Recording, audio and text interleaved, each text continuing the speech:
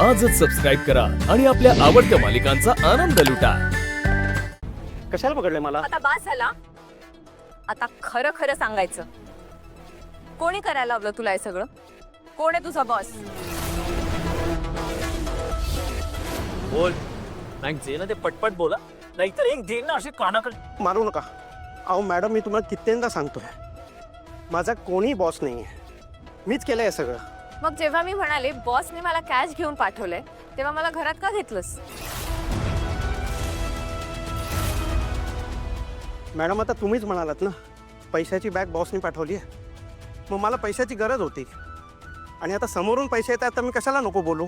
मग तुझ्या फोनवर सतत बॉस नावाने जो फोन येतोय, तो माणूस कोण आहे? बॉस काय कोणी असू शकतं ना, मी माझ्या भावाचंच नाव बॉस ठेवलंय। काय मूर्ख समजलंय का आम्हाला? कळत नाही का तुला तू केवढा मोठा फ्रॉड केलायस ते? तू फक्त काही पैशांसाठी कोणाचा तरी दुसऱ्याचा आरोप स्वतःवर घेतोयस आणि कितीतरी लोक हॉस्पिटलमध्ये ऍडमिट आहेत, त्याचे नातेवाईक जीव मुठीत घेऊन ते बरे कधी होतील ह्याची वाट बघतायत। तुला कळतंय का, ह्या सगळ्यांची हाय लागेल, त्यांची काय एजंटची आमच्या घरच्यांची सुद्धा लागेल।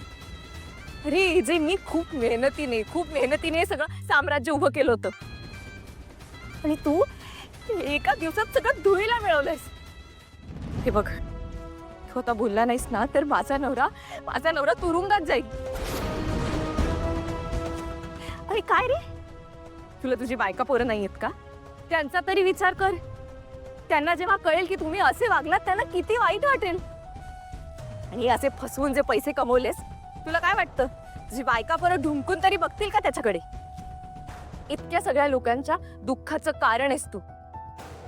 काय वाटलं तुला ह्या सगळ्याची झळ तुला किंवा तुझ्या कुटुंबाला लागणार नाही?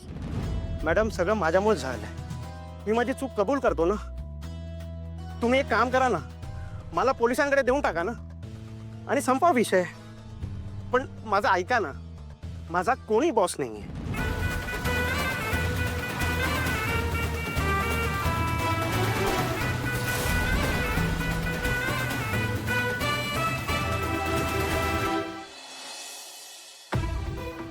मला नाही वाटत हा मॅक काही खरं बोलेल।